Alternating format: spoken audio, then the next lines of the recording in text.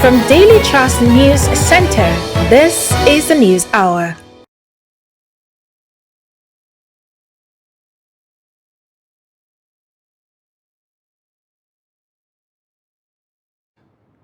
Reactions trail PDP elders' nomination of consensus candidates. Scores fear death as explosion rocks illegal oil refining site in Imo. Alaafin of Oyo, Lamidi Adeyemi, laid to rest as tributes pour in. Away from Nigeria, former Guinea President Condé released from house arrest.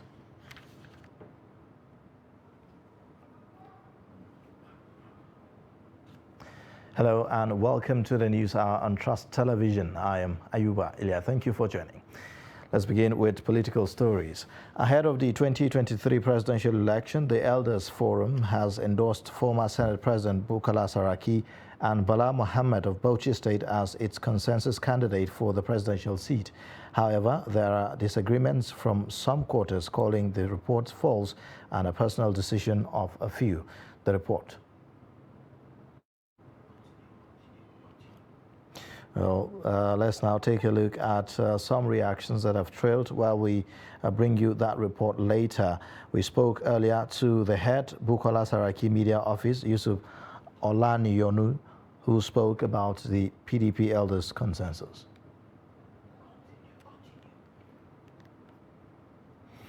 All right, we'll bring you that later. Youth group has accused the Nigerian government of failing to secure the lives and property of Nigerians and fight corruption. The group stated this while addressing journalists on the state of the nation in Abuja. The report. The PDP New Generation, a youth group under the People's Democratic Party, has accused the current government of failing Nigerians. The group faulted the APC government for failing to take proactive measures to protect citizens' lives and properties while lamenting the rising spate of insecurity across the country. Permit me to say that the incumbent has failed Nigerians woefully. Insecurity has paralyzed economy and social activities in almost all the sections of this country. Within the past 7 years of the APC tenure, tens of thousands of Nigerians have been killed or kidnapped by insurgents, bandits, or unknown gunmen. Audu also described the anti-corruption mantra of the government as a mere charade used to win elections. The anti-corruption mantra of this administration is a mere charade born out of the suppressors tricks that cajole the masses in voting them into power. In a just released United States annual country report on human rights practices, covering international recognized individual, civil, political, and workers' rights, top members of the APC-led government were indicted for taking advantage of the immunity attached to their positions to perpetuate corrupt acts and misappropriation of public funds. He, however, called on teeming Nigerians, especially youths, to act decisively to save the country from its current situation. The well-being of this nation hangs in the balance. If we do not act decisively, the demands of the moment will find us wanting, and history will issue a terrible verdict against us all. These mayhems that have visited our schools, roads, railways, and airports in the last few weeks might have revealed a carelessness of leadership at the federal level in being proactive towards addressing justly reported cases of attacks and threats to lives and properties of Nigerians. Sagir Ibrahim reporting for Trust TV. Staying with political matters, Vice President Professor Yemi Osinbajo on Friday visited the Olubadan of Ibadan, Senator Lekan Balogun, to officially inform him of his presidential ambition. The monarch offered the Vice President his royal blessings. The VP also met with All Progressives Congress delegates in Oyo State. During the meeting, he said he was confident that the past 7 years as VP have prepared him for the office of the President. Presenting his political credentials before delegates, the Vice President said he has spent the past couple of years in training and preparation. He therefore believes that he has had ample experience to hit the ground running if elected as the next president to take over from Buhari. Osinbajo had formally declared his intention to run for president in 2023 on April 11th. On April 11th, 2022, I declared my intention to run for the presidency of our great country under the flag of our party, great party, the All Progressives Congress. I did so was taking into account the fact that our country always will need all of those who are willing to serve it to the best of their capacity, to the best of their knowledge. And in God's name, you will be president of Nigeria. Like we watch ourselves, God watches us too. 9 out of 10 cases, what we think of ourselves is what God thinks about us. Vice President, very wonderful human being, very wonderful person. May Allah grant you access to what you have. I have served in the government, the federal government of Nigeria, for the past 7 years. And in those 7 years, I have been involved because the president considered it right to do, and in his own generosity and his openness, he gave me every opportunity to serve, including very sensitive international assignments. As you know, I also acted as president during certain periods when the president was away on medical vacation. Everything that I learned as vice president, everything that I've learned as acting president has prepared me to run as president of our country and to function as president of our country.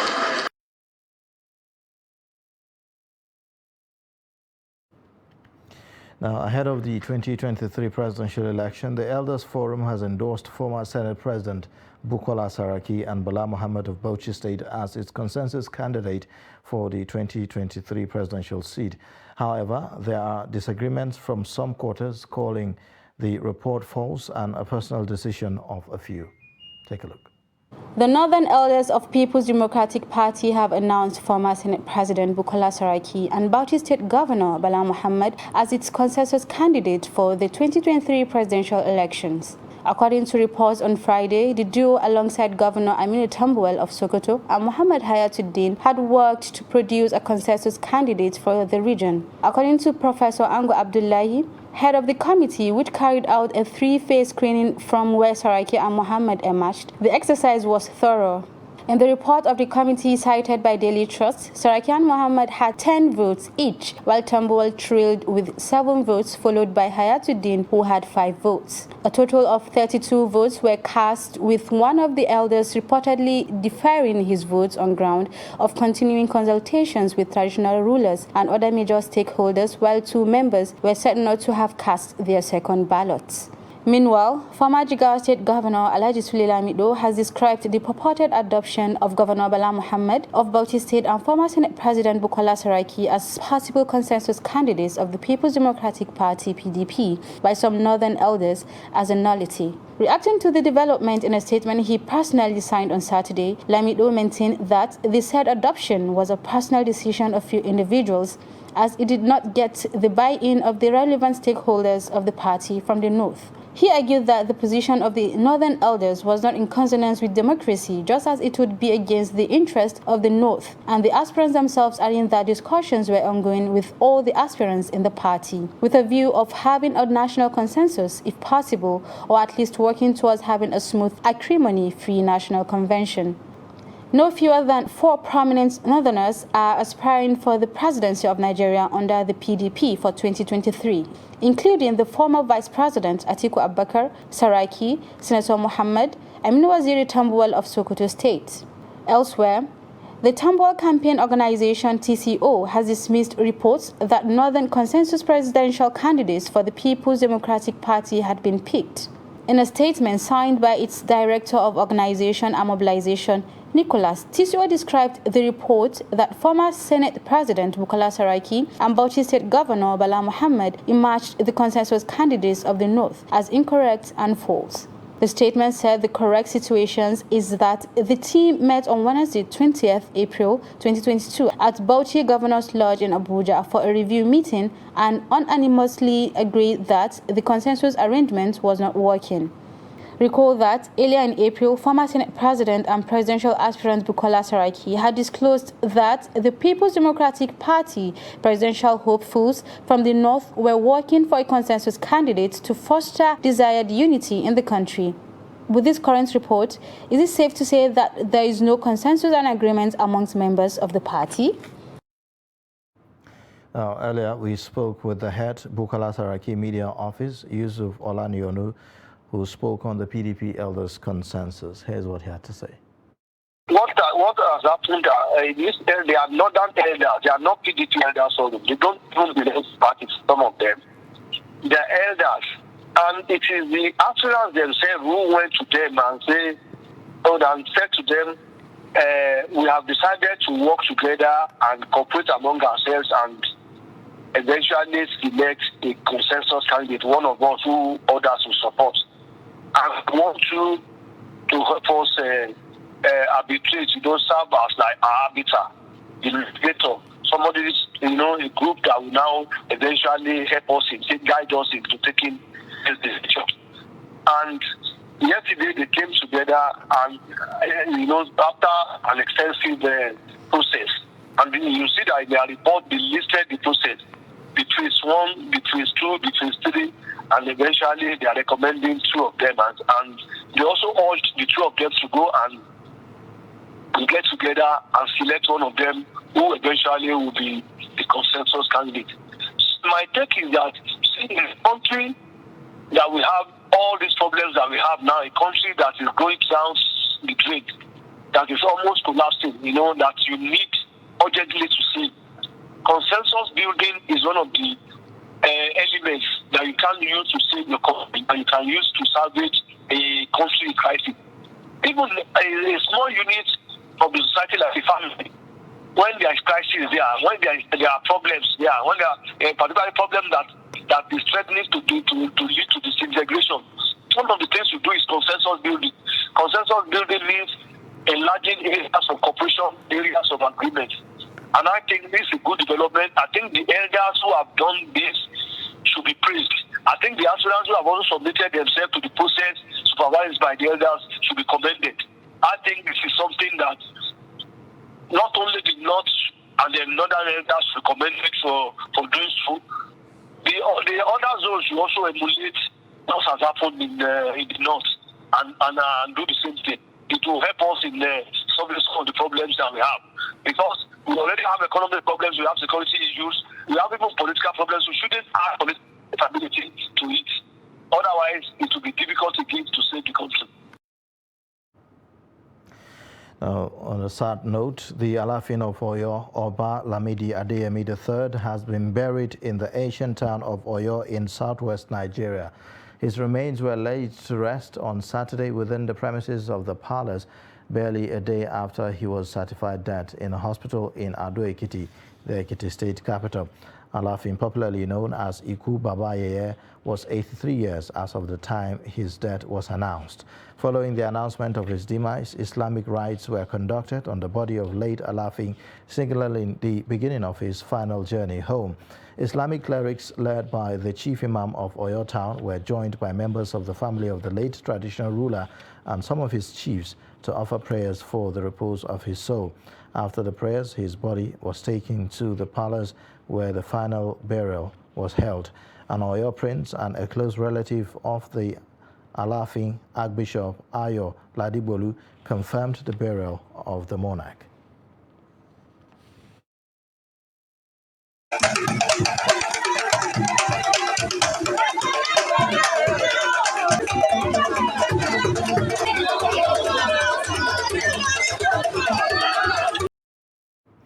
Let's now take a look at the profile of the late Alafin of Oyo.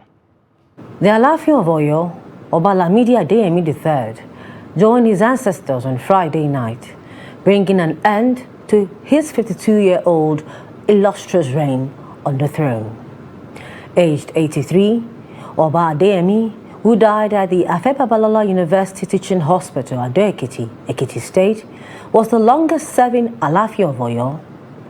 Oba Adeyemi was born on October 15, 1938, into the Aluoludu Royal House and was a member of the House of Oromiyan. His father, Raji Adeniro Adeyemi, became Alaafin in 1945 and was deposed and exiled in 1954, 10 years after, for sympathizing with the National Council of Nigerian Citizens, NCNC. Adeyemi's third great-grandfather, Atiba, was Oba Atiba Atobatele, who founded New Oyo, while his great-great-grandfather was Alaafin Abiodun, direct descendant of Oromiyan, the founder of the Oyo Empire. Oba Lamidi Adeyemi III ascended the throne of Alaafin in 1970 at the young age of 31, shortly after the end of the Civil War. He became the king when Colonel Robert Adeyinka Adebayo was the military governor of Oyo State. Lamidi Adeyemi III began his education at a chronic school in Isheyin after his primary education. He was offered admission into Ibobi College and St. Gregory's College of Balende. He chose to attend St. Gregory's College. Lamidi worked briefly at the Royal Exchange in Lagos. While working, he was honored with the National Honor of CFR at the National Theatre Igomu, Lagos in 1979. In 1980, the federal government appointed Kabiyesi Alaafin Lamidi Adeyemi III as the pioneering chancellor of the newly established University of Sokoto, now Uthman Danfodio University, Sokoto, where he spent 12 years. He was in his second term as Chancellor of the University of Maiduguri in Borno State when he joined his ancestors. One notable attribute of the late king was his love for boxing, a skill he had dramatically displayed in public. He was said to be a boxer before ascending the throne. Alaafin was the permanent chairman of the Council of Obas and Chiefs in Oyo State until May 3, 2011, when former Governor Adebayo Alawa Akala, now late, announced that the state government had passed a law that introduced rotation of the office of chairman between the Alaafin and two other kings in the state, the Olubadan of Ibadan land and the Son of Ogbomosho. The late Alaafin was married to 13 wives and has more than 20 children and grandchildren.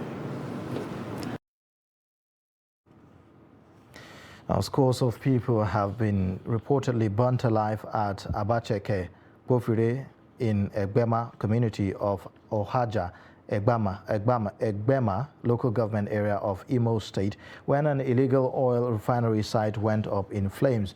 Our correspondent gathered that the incident, which happened Friday night, left no fewer than 100 people and 6 vehicles burnt in the raging fire. But head of operations of the National Emergency Management Agency, Ifeanyi Naji, said that so far 109 bodies have been counted on the ground. State Commissioner for Petroleum Resources, Goodluck Opia, said that the operator of the illegal refinery, Okenze Oyonwoke, has been identified currently at large. He, however, said that the operator has been declared wanted by the police. Egbema Youth President Okenya Theodus Mario confirmed the incident to our correspondent in Owerri Saturday.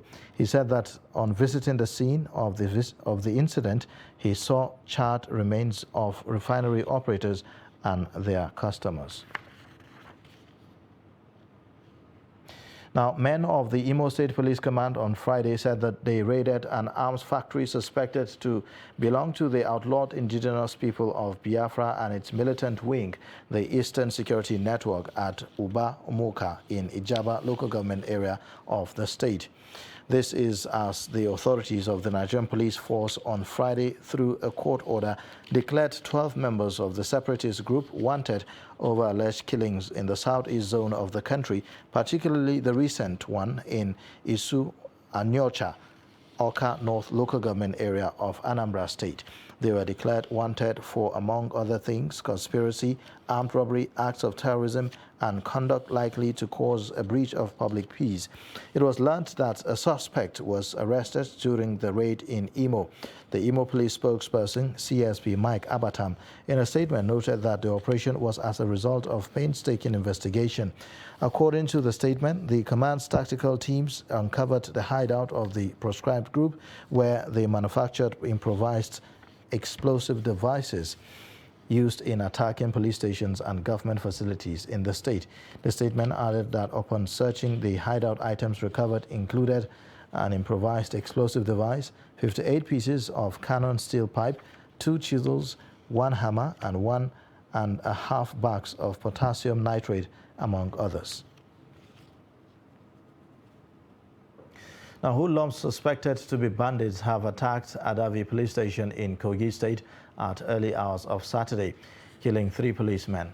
The Kogi State Police Public Relations Officer, SP William Ovie Aya, disclosed this to Daily Trust in Lokoja in a statement on Saturday. He added that the command lost 3 of its officers during the gun duel, while the hoodlums fled with gunshot wounds as they could not get access to the station. He said that the State Commissioner of Police, CP Edward Ebuka, has deployed a team of tactical operatives to the area to restore normalcy while trailing the hoodlums with a view to apprehending and bringing them to book. The State Police Command called on the people of Adavi and their adjoining communities to be on the lookout and report anybody seen with bullet wounds to the police or any other security forces nearest to them. You're watching the News Hour on Trust Television. Coming up after the break. Nasarawa State Government arrests 211 sanitation violators. Details and more coming shortly. As the 2023 elections draw near, remember, evil prospers when good men and women only wish for peace, but never take a step to make peaceful elections happen. Are you a father? Are you a mother? What are you saying to your children as elections approach? Have you warned them not to let themselves be used to cause violence? Have you explained to them what the consequences of electoral violence might be? Do your part to make peaceful elections happen. Talk to your children. Protect them from unscrupulous politicians who want to put them in harm's way, while their own children are comfortable at home, within and outside the country. Let's join hands to make 2023 elections peaceful. This message is from the National Orientation Agency, NOAA.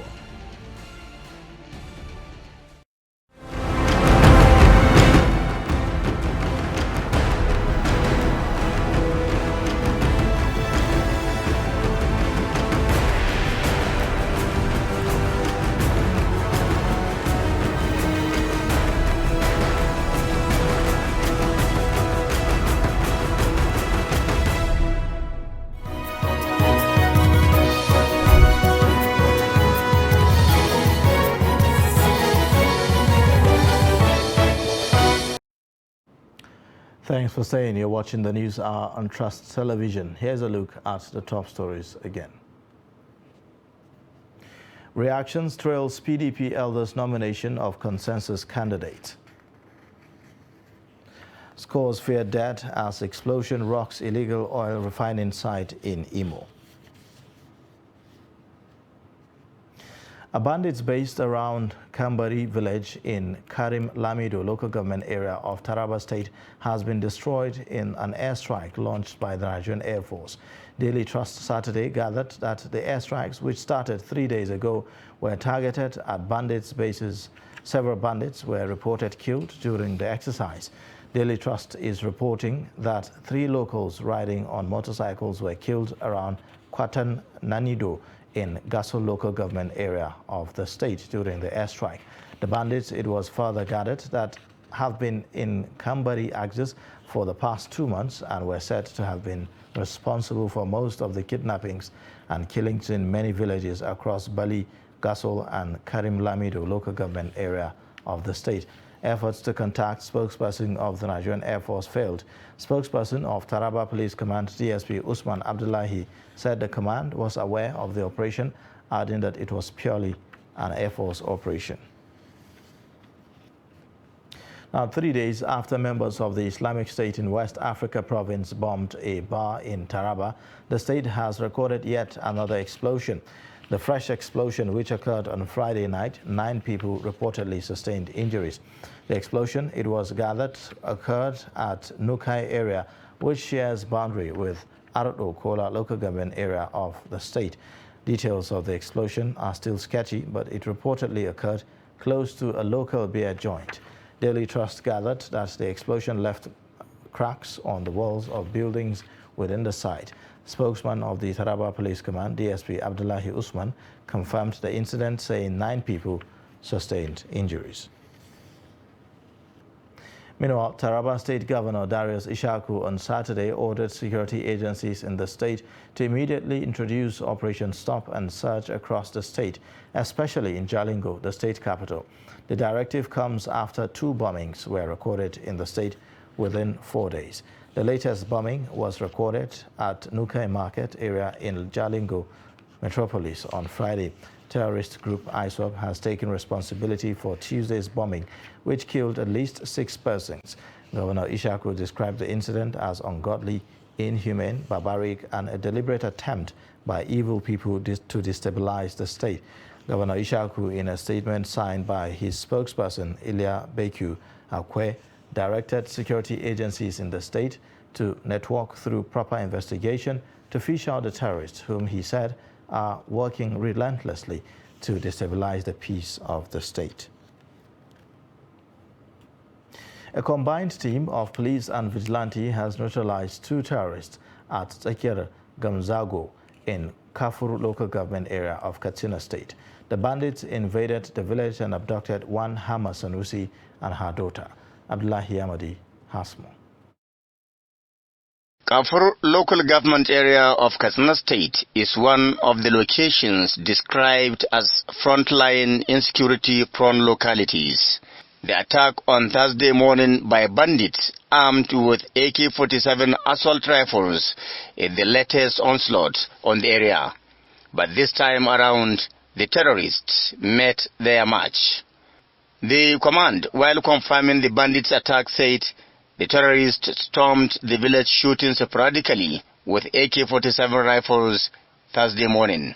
Terrorists in their numbers attacked a village, that village in Afuru local government area.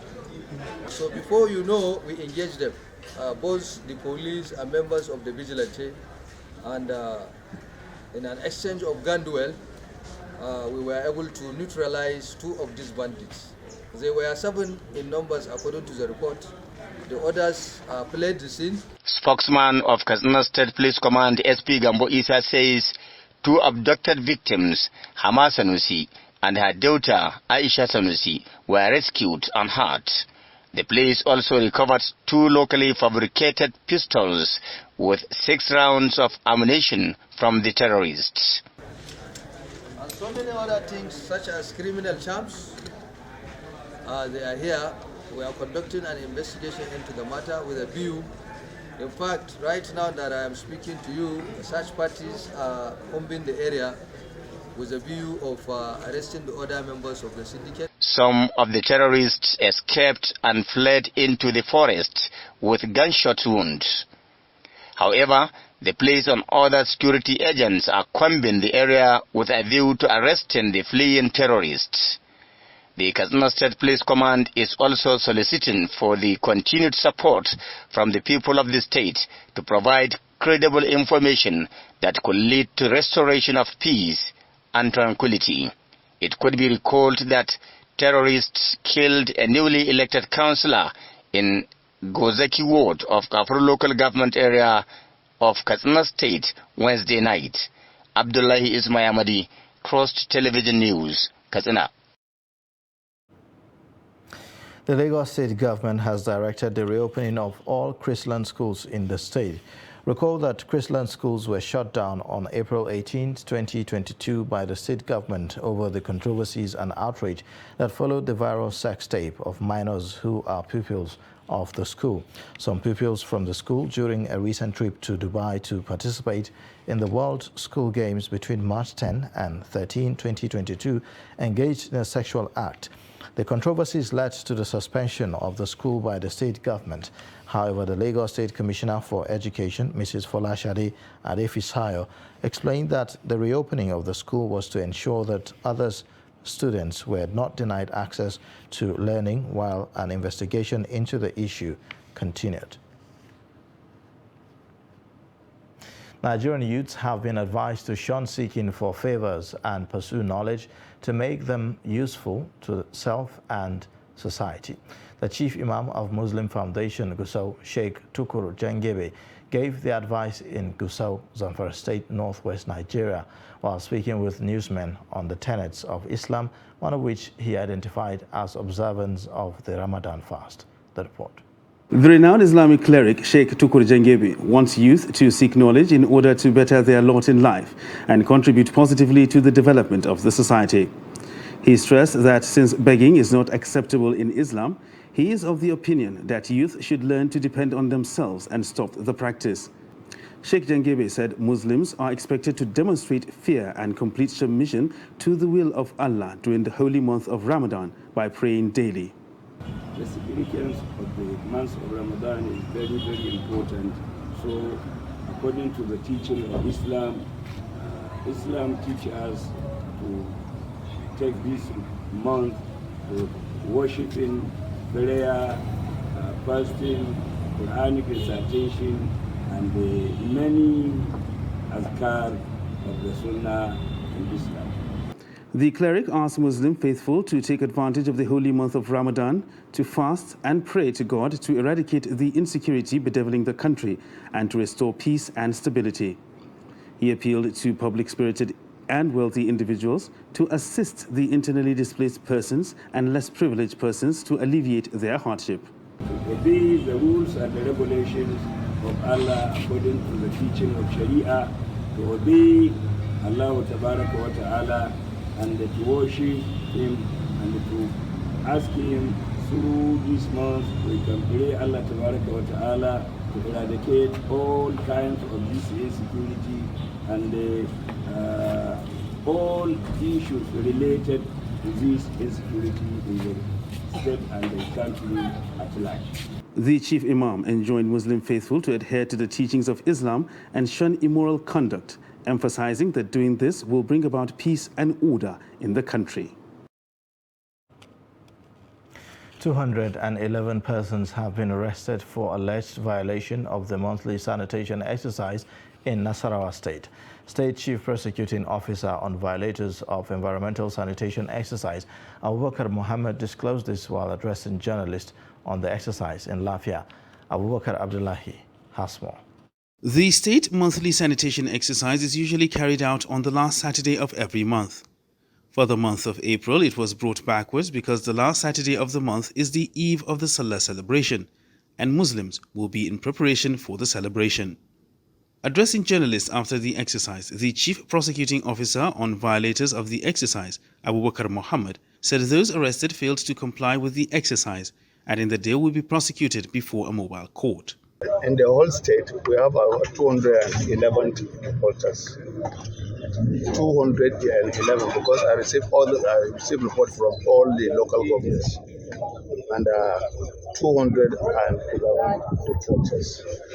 And but here we have only 18 defaulters that appears before the court, and you can see them with the IGK and also the machines that they have, and they are now before the Honorable Judge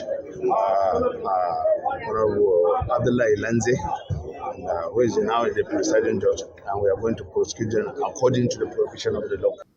He said despite the violation of the exercise by some residents, the compliance in most parts of the state is impressive. The Chief Prosecuting Officer further explained that because of the commencement of the rainfall, the State Waste Management Bureau has directed residents to evacuate non-needed materials in their drainages to avoid flooding. We have issued notices from National State Waste Management Bureau and people to silt their environment, their drainages, and in which Section 2 and 3 of environmental law captured this. It is as I am saying, let me just quote it. It is the duty of the owner or occupier to clear the drainages in front of him and the posted sites. And that's the provision. And failure to do this attract the sum of 10,000 naira. He called on residents to continue sustaining the exercise in order to ensure a clean and hygienic environment. We'll now go on a quick break. The news hour continues shortly. Please stay with us. My name is Tope Fashua. We'll be speaking economics, business, finance, sociology, and politics, all with an aim to contribute our best quota to the upliftment of our fatherland, Nigeria. So what do you think is wrong with our fiscal policy in Nigeria? A lot of things are wrong. First, I think we have issues with our budgetary plan, which serves as the foundation of the fiscal policy. I mean, federal government's budgetary plan. Is it true that decentralized banking seeks to eliminate central banking, and how? Well, in theory, decentralized finance is actually designed to have the potential to eliminate central banking, but I would say decentralized finance is or does not currently have the potential to eliminate central banking.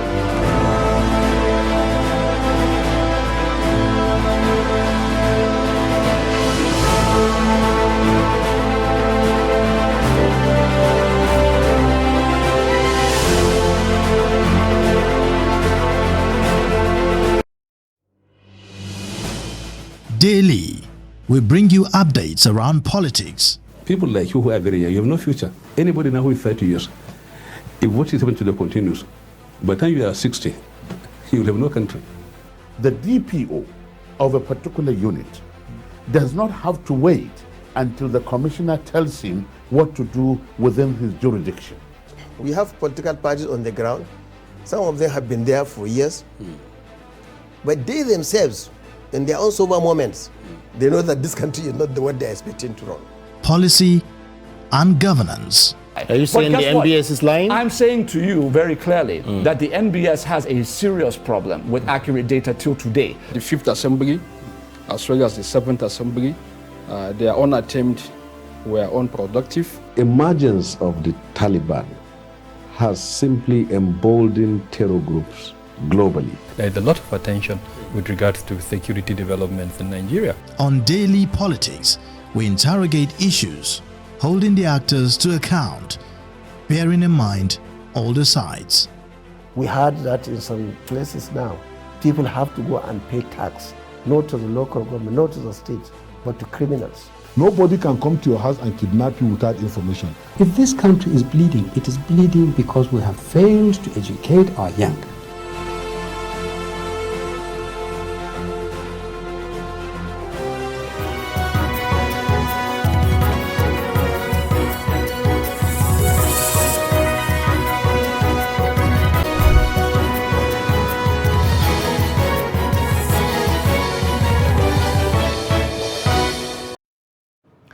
Thanks for staying with us. You're watching the News Hour on Trust Television. Now moving on, World Book and Copyright Day is globally celebrated every 23rd of April. It was a day set aside by the United Nations Educational, Scientific and Cultural Organization to celebrate books, reading and its power. Chiamaka Mwafo has more. 23rd of April every year celebrated as the World Book and Copyright Day. This day was set aside by the United Nations Educational, Scientific and Cultural Organization in 1995 as a worldwide celebration of books and reading and a means to honor some legends in literature. The date also holds a special significance as it marks the birth anniversaries of two of the world's greatest writers, William Shakespeare and prominent Spanish chronicler Inca Garcilaso de la Vega. The day is celebrated in over 100 countries around the world and aims to promote reading, writing novels and stories, translating, publishing, and copyright. The theme for this year's celebration is Read So You Never Feel Alone. This year, the Mexican city of Guadalajara is taking up the mantle of World Book Capital with a year-long program that focuses on the role of books and reading in triggering social change, combating violence, and building a culture of peace. Cities designated as UNESCO World Book Capital undertake to promote books and reading and to organize activities over the year on the issue of copyright.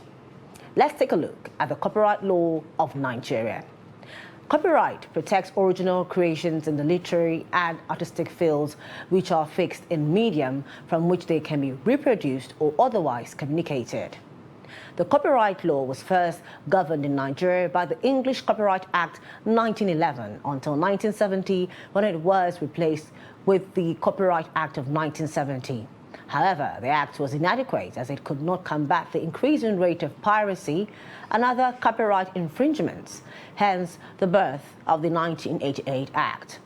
In 1992, vide the Copyright Amendment Decree number 98 of 1992, the act was amended. The primary legislation now is the Nigerian Copyright Act CAP C28 Laws of the Federation of Nigeria 2010, initially passed in 1988, amended in 1992 and 1999, and recodified in 2010. According to Section 1, Subsection 1 of the Copyright Act Laws of the Federation of Nigeria 2010, specifies works eligible for copyright to include literary works, musical works, artistic works, cinematograph works, sound recording, and broadcasts. Copyright is a right given to creators of literary and artistic works. Literary works include novels, poems, plays, reference works, newspapers. Musical works covers musical scores in the form of sheet music, broadsheet, or other notation. Artistic works include paintings, drawings, sculpture, maps. The duration of copyright is 70 years after the death of the author or the last surviving author in case of joint authorship. The blockage of SIM card of Nigerians yet to complete their SIM-NIN linkage has continued to raise concerns, with some Nigerians calling on the federal government to have a rethink on the matter. With the rush by some Nigerians to link their SIM cards and the attendant crowds at registration centers, Adam Imam reports that those responsible for the revalidation of SIM cards have debunked insinuations in some quarters that they are collecting money for the services. The report. Nigerians in many of the registration centers wait long hours to have their SIM card linked to their NINs. The long wait is due to the slow pace of the exercise coupled with the crowds that besiege the centers. It is reported that at least 70 million lines were banned. In the ensuing stress accompanying the exercise, Nigerians have continued to express their frustration with the National Identity Management Commission while lamenting the alleged issue of collecting of money before validation of SIM cards, described such as corruption. Some they will say they ask them to pay 2,500, some 1,500, so the amount is not certain. So from that you will know that the thing is not actually official. It's just created by the staff of the NIN. So I call on the federal government to checkmate, because this is part of the corruption we are suffering in this country. Because of this issue of NIN linkages, a lot of people missed opportunities. Even me, I'm one of the victims. They should have at least made more awareness. Those that are yet to respond, then their SIM card will be blocked. Open the line for us, because if our children they far, our brother they far, we go hear how them they. Hey, I please, may them help us. The federal government should help us. Maybe extend another date. People came from far distance. Like me now, I don't really know about the money I should pay before the validation of SIM card. Meanwhile, Bauchi State Coordinator of the National Identity Management Commission, Abdulmumini Isa, has debunked such allegations, saying it's baseless and challenged the public to always do what is expected of them at the right time. The services we are rendering to people, most especially those who come for first enrollment, there's nothing to collect from them, and this name is assigned to an applicant free. So if you are talking of money, unless if somebody comes for other services like modification, that is change of name, change of date of birth, and then rearrangement of name, and so on. So, and most of that one, they normally go and pay in the bank through remitter. We don't collect their money. While describing the last-minute rush attitude of some Nigerians to vital issues, he called for attitudinal change in order to avoid reoccurrence of the situation. To use it when you are asked, then you will start rushing to the enrollment center and disturb people. So, to be precise, let everybody take things serious. Things are not, negligence is becoming a problem to our people. The Commission advised applicants to desist from offering themselves to be attended by any person outside NIM's office to avoid falling victim to touts or fraudsters. Adam Imam, Trust TV News, Bauchi. The federal government has approved the reopening of 4 land borders which were shut down in August 2019. Recall that the President Muhammadu Buhari-led administration closed major borders as part of efforts to curtail smuggling and boost local production of rice and other products. The government, however, on December 16, 2020, approved the reopening of some of the borders, including Mfum, Seme, Ilela, and Maigatari borders. Similarly, a circular issued on Friday by the Deputy Controller General of the Customs Service, E.I. Edohe, said Idiroko border post in Ogun State, Kamba border post in Kebbi State, Jibia border post in Katsina State, and Ikom border post in Cross River State have been reopened. We'll take a quick break. The news hour continues after this. Please stay with us.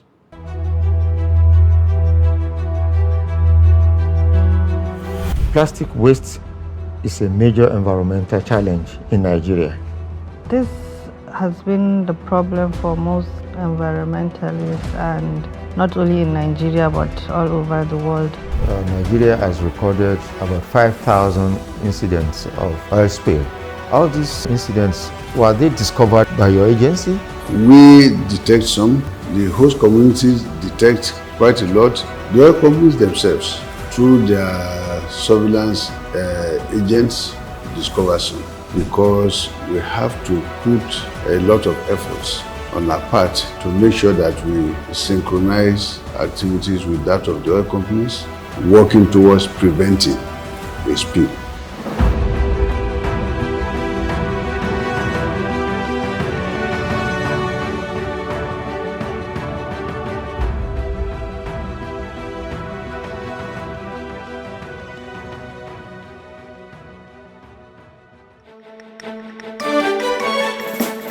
This is Candid Talk on Trust TV with Zainab Suleiman Okino. We look at various issues affecting us as a people and discuss it with a view to changing things for the better. Those things are a reflection of the peculiarities of our society as Nigeria, and also things you see in a developing country like ours. Don't forget that Nigeria is more of a nation of many nations, if you would. So you must have known so much now about cervical cancer. My knowledge of cervical cancer revolves just around my wife and the symptoms she went through. I just couldn't bring myself to read about it. But unlike her, she was all over the net, studying it, reading about it. Are those wishing or wanting to lead now, do you think they have proper training? Now we are in democratic dispensation. You can't just say, okay, I believe politics, let me just go and be a technocrat and allow politics. No, you must get people that are well-to-do, even technocrats should get involved so that their decision can be able to reshape the future of the country.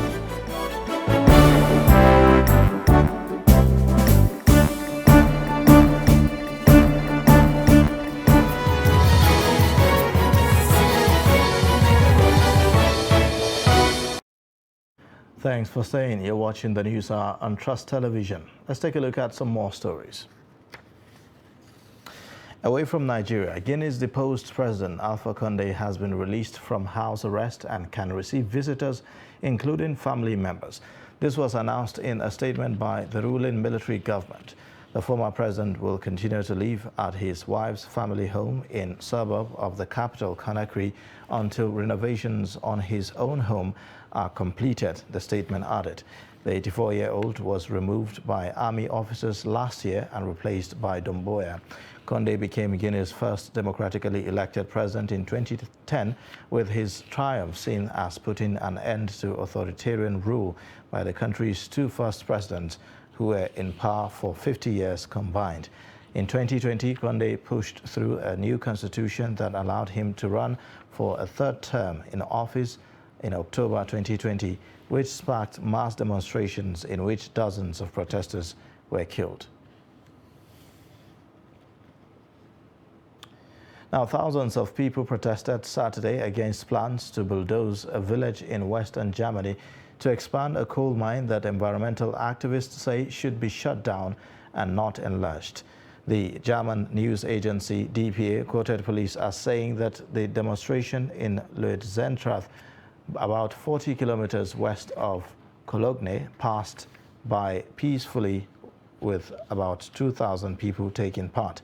It came weeks after the village's last farmer sold his property to the utility company RWE after losing a court case against his eviction.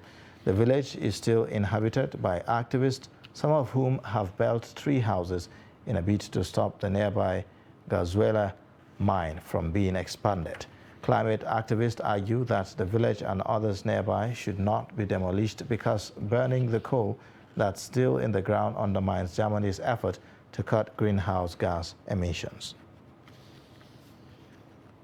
Israel will close its only crossing for Palestinian workers coming from the Gaza Strip after it said 3 rockets were fired from the besieged territory. Tensions continue to mount during the Muslim holy month of Ramadan. The move, announced on Saturday, comes after the Israeli army accused Hamas, the armed group that rules the Gaza Strip, of firing 3 rockets into the Israel late on Friday. One hit an open field inside Israel, while another fell inside the Palestinian territory, the Israeli army said, without providing details on the third one. Earlier this week, the Israeli army said 4 rockets were launched from Gaza but were intercepted by air defense systems.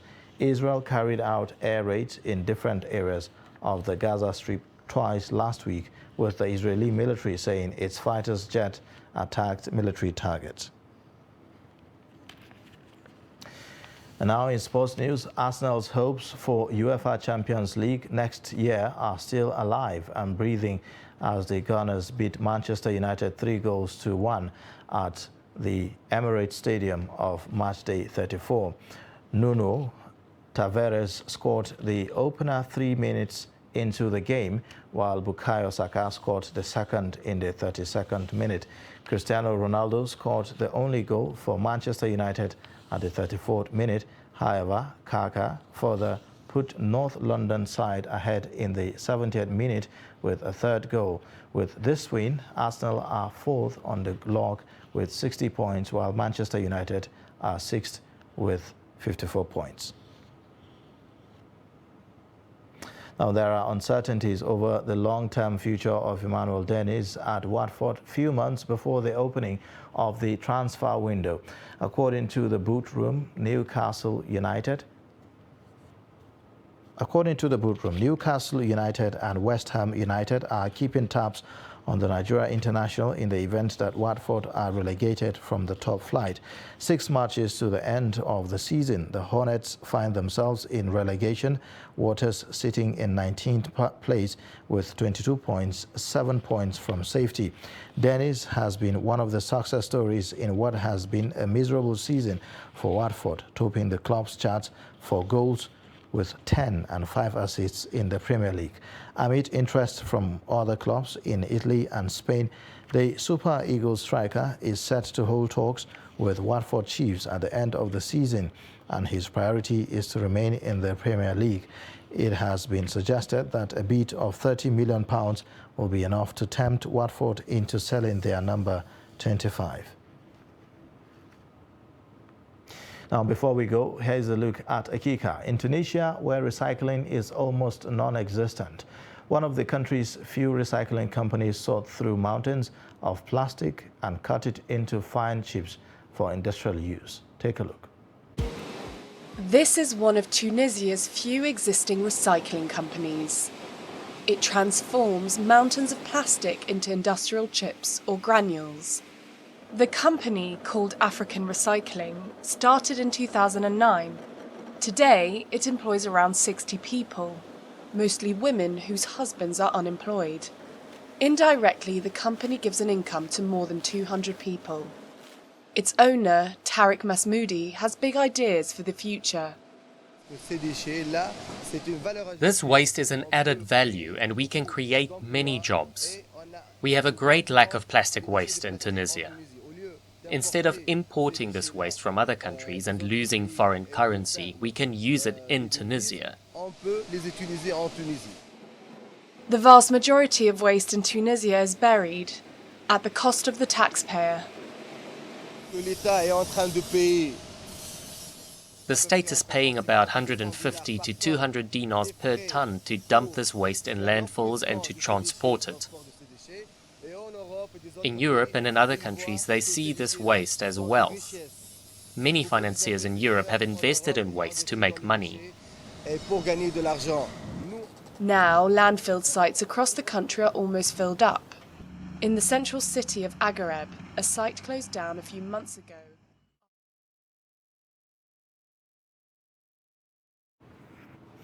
And with that, we wrap up the news hour on Trust Television. But you can connect with us via our social media platforms and subscribe to our YouTube channel to watch more. I am Ayuba Ilya. Thank you for watching.